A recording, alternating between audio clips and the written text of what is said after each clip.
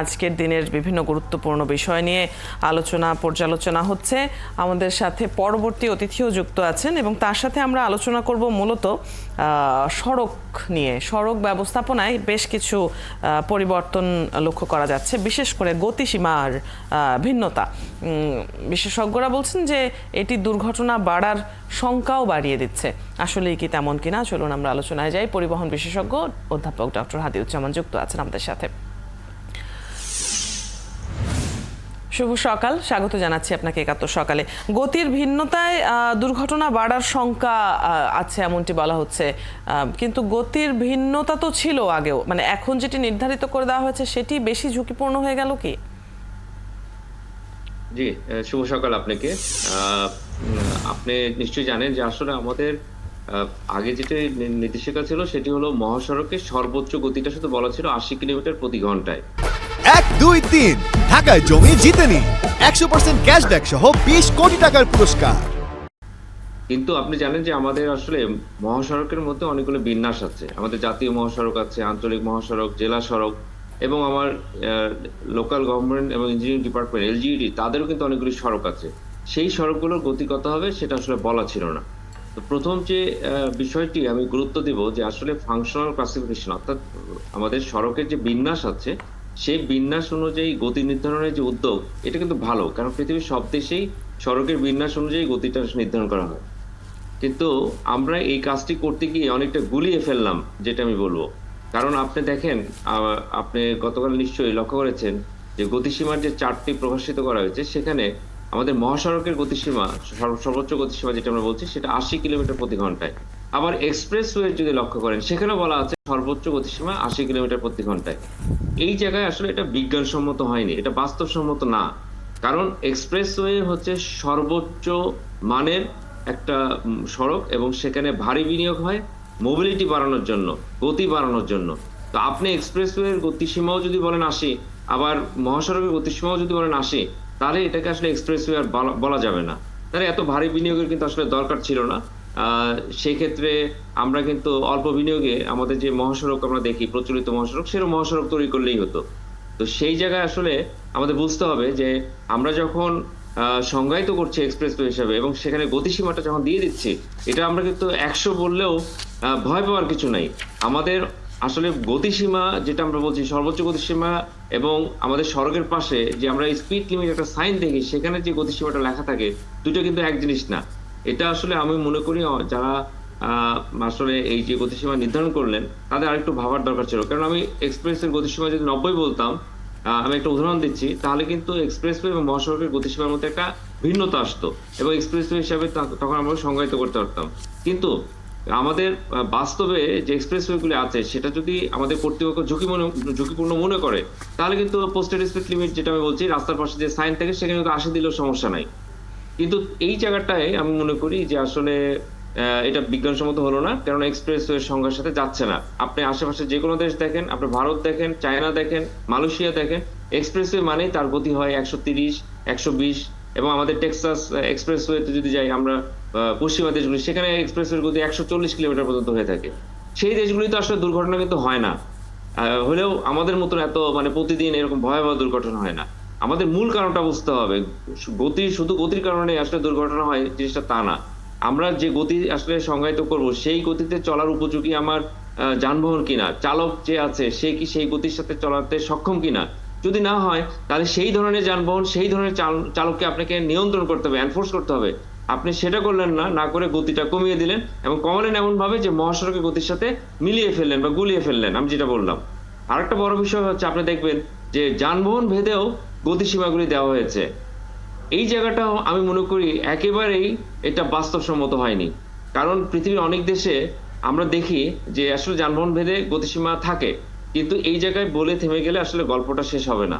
কারণ যানবাহন ভেদে যদি আমি গতিসীমা দিতে চাই, তাহলে আমার মাল্টিপল লেন থাকতে হবে। আপনি দেখবেন যে বাইরের দেশের যে আমার সড়ক আছে সেখানে তো লেন ভিত্তিক গাড়ি চলে, তাদের আলাদা আলাদা লেন আছে। আমি যদি 4 ধরনের গতিসীমা 4 ধরনের যানবাহন দিতে চাই, তাহলে আমার 4টা লেন থাকতে হবে। তা আমাদের এখনো অনেক জাতীয় মহাসড়কে আছে 2 লেনের। তাহলে আপনি এক লেনের মধ্যে 4 ধরনের গাড়ি যদি চলে, 4 ধরনের গাড়ির জন্য যদি 4 ধরনের গতিসীমা হয়, তাহলে তো আসলে এটা কিভাবে আপনি বাস্তবায়ন করবেন? এই জায়গাটাতে আমি একটু যোগ করতে চাই, শহরের ভেতরে মোটরসাইকেল আর 3 হুইলারের সর্বোচ্চ গতি দেওয়া হয়েছে 30 কিলোমিটার। এটা কি আসলে যৌক্তিক হয়েছে কিনা? নিশ্চয়ই আপনিও লক্ষ্য করেছেন সামাজিক যোগাযোগ মাধ্যমে এটা নিয়ে প্রচুর সমালোচনা হচ্ছে। দেখেন, প্রথমত হচ্ছে আমাদের আপনি খেয়াল করে দেখবেন কি যে এটা একটা প্রহসন হয়ে গেল কিনা।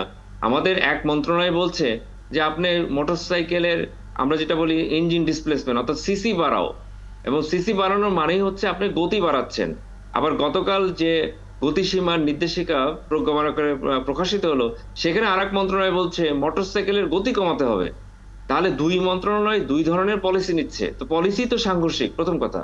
দ্বিতীয়ত হচ্ছে আমি যেটি বলছিলাম যে আমাদের কোন সড়কে আসলে আপনার লেন ভিত্তিক গাড়ি চলে না, ওই ব্যাকরণ আমরা এখনো তৈরি করতে পারিনি। তা আপনি মোটরসাইকেলের গতিসীমা বলছেন 30, তাহলে আমি 4 চাকার বাহনে যদি বসে থাকি আমার গতিসীমা হচ্ছে 40, তা আমি 30-এর পিছনে যদি বসে থাকি তাহলে আমি তো আসলে 30-কে অনুসরণ করব না, দেখা যাবে আমি লেন পরিবর্তন করে তার আগে যাওয়ার চেষ্টা করব। কিন্তু এটা আপনি দেখেন ঢাকা শহরে এখন আপনি সড়কে নামলে দেখবেন 50 থেকে 60% শুধু মোটরসাইকেল। তাহলে আপনার তো সবসময় মোটরসাইকেলের পিছনে আপনাকে অনুসরণ করে চলতে হবে। এবং এই যে আমি যেটা বলছিলাম যে আসলে এটা একেবারে বাস্তবসম্মত হয়নি। মোটরসাইকেলের জন্য আলাদা গতিসীমা দেওয়া যেতে পারে, কিন্তু তার আগে আমার ইনক্লুসিভ বা এক্সক্লুসিভ মোটরসাইকেল লেন থাকতে হবে। মোটরসাইকেলের জন্য আলাদা লেন থাকলে তখন আমরা মোটরসাইকেলের জন্য আলাদা গতিসীমা নির্ধারণ করে দিতে পারতাম এবং সেটাকে এনফোর্স করতে পারতাম। কিন্তু আমার তো আসলে মোটরসাইকেলের জন্য আলাদা লেন নাই। আমাদের ঢাকা শহরে 18 সংস্করণে গাড়ি চলে, সেখানে ভ্যান গাড়ি, ঠেলা গাড়ি থেকে শুরু করে হালকা ভারী, দ্রুত গতি, হালকা গতি সবই একসাথে চলে। লেন ভিত্তিক গাড়ি তো এখানে চলে না। তাহলে আপনি যানবাহন ভেদে গতিসীমা যে নির্ধারণ করছেন, এই দর্শনটা বা ফিলোসফিটাই তো আমার কাছে পরিষ্কার না। তো ওনারা যারা কাজ করেছেন হয়তো বা বাইরের কিছু উদাহরণ দেখেছেন যে এক্সপ্রেসওয়ের পাশে মোটরসাইকেলের জন্য এক্সপ্রেসওয়েতে আলাদা গতিসীমা আছে, ভারী যানবাহনের জন্য আলাদা গতিসীমা আছে এবং হালকা যানবাহনের জন্য আলাদা গতিসীমা আছে।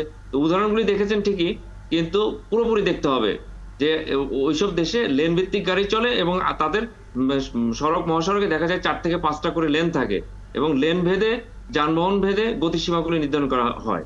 তো সেই জায়গাটা আসলে আমি বলবো যে আমরা অনেক সময় উদাহরণ নেই, কিন্তু উদাহরণটা আসলে আমার সড়কের জন্য বাস্তবসম্মত কিনা এইটা আসলে পুরোপুরি আমরা ভাবছি না। ফলে এই পলিসিগুলি নিলে হয় কি, আমি যেটা দেখছি যে আমরা যখনই বলছি যে সর্বোচ্চ গতিসীমা বা স্পিড লিমিট, এটা কিন্তু আইনি একটা বিষয়।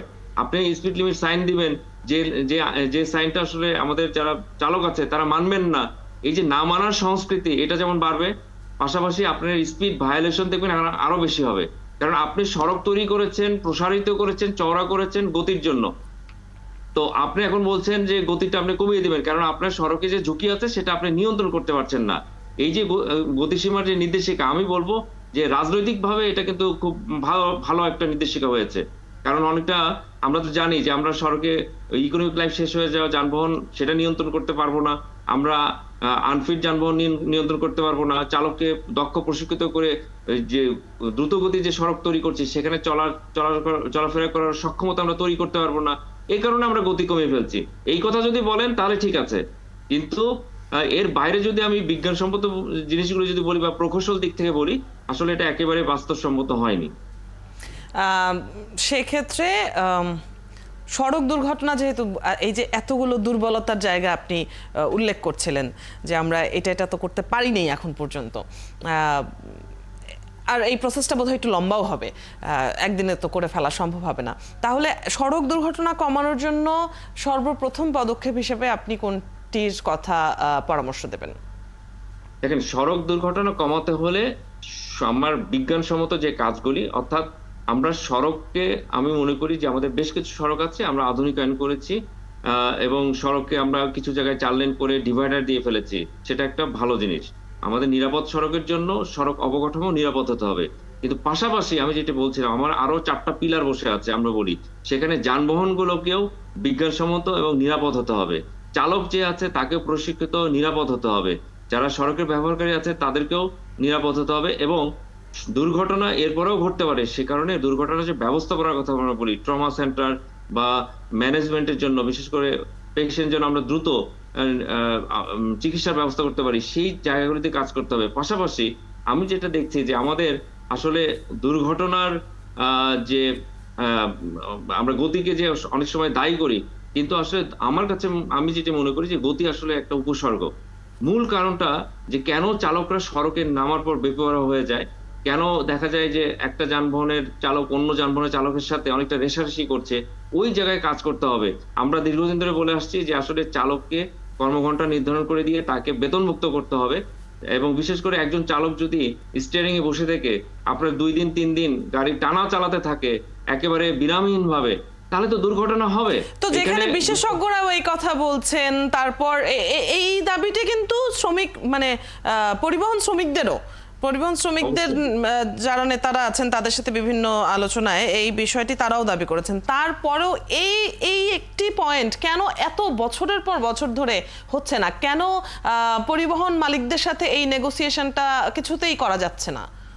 দেখেন, আমি যেভাবে দেখি আসলে আমাদের সড়কের যে অসুখটা আছে এটা আসলে একটা পুরোপুরি কারিগরি সমস্যা না। এই অসুখটা আসলে অনেকটাই আমি মনে করি রাজনৈতিক। আমাদের পরিবহন মালিক যারা আছেন তাদের কাছে আসলে আমরা সবাই অসহায়, আমি যেটা বলবো। কারণ পরিবহন মালিক যারা আছেন এবং পরিবহন মালিকের সাথে আমরা দেখি যাদের সক্ষতা যাদের থাকে তারা আসলে আমাদের সড়কের যে বিভিন্ন সময় ব্যবস্থাপনা যে আইনগুলি তৈরি হচ্ছে সেই আইনগুলি তৈরির সাথেও তারা থাকছেন, এবং তারা কিন্তু আবার সরকারের সাথেও আছেন। এটা একটা বিশাল একটা সিন্ডিকেট। এই সিন্ডিকেটটা আসলে না ভাঙতে পারলে আপনি এই যে আমাদের সড়ক পরিবহন আইন বলি বা আমাদের এই যে 111 দফা সুপারিশ, কত আইন কত বিধি এরকম অনেক নির্দেশিকা তৈরি হয়েছে, কিন্তু এটা বাস্তবায়ন করা যায়নি। এবং ওই যে একটা বিষয় আপনি বলছিলেন যে কেন আসলে আমরা এই শ্রমঘণ্টা নির্ধারণ করতে পারছি না বা নিয়োগপত্র দিতে পারছি না, তার কারণ হচ্ছে আপনি যখনই মালিকদেরকে বাধ্য করবেন এই কর্মঘণ্টা এবং নিয়োগপত্র দেওয়ার জন্য, যেটি হবে যে তখন দুর্ঘটনা যদি ঘটে সেই দায় কিন্তু মালিকদের উপর গিয়ে পড়বে। এখন ব্যাপারটা হচ্ছে যখন কোনো ব্যবসায়ীদের সিন্ডিকেট ভাঙার প্রসঙ্গ আসে তখন সরকারকে সেটার জন্য উদ্বুদ্ধ হতে হয়, রাজনৈতিক দলগুলো সেটা নিয়ে কথা বলে, কিন্তু যেখানে সিন্ডিকেটটাই রাজনৈতিক সেখানে নিশ্চয়ই ওই যে বেড়ালের গলায় ঘন্টা কে বাঁধবে এই প্রশ্নটা থেকেই যায়। আর সময় থাকলে আমরা নিশ্চয়ই আলোচনাটা আরো দীর্ঘ করতাম। অনেক ধন্যবাদ আমাদের সাথে যুক্ত হবার জন্য। পরিবহন বিশেষজ্ঞ অধ্যাপক ডক্টর হাদিউজ্জামানের সাথে আমরা আলোচনা করছিলাম।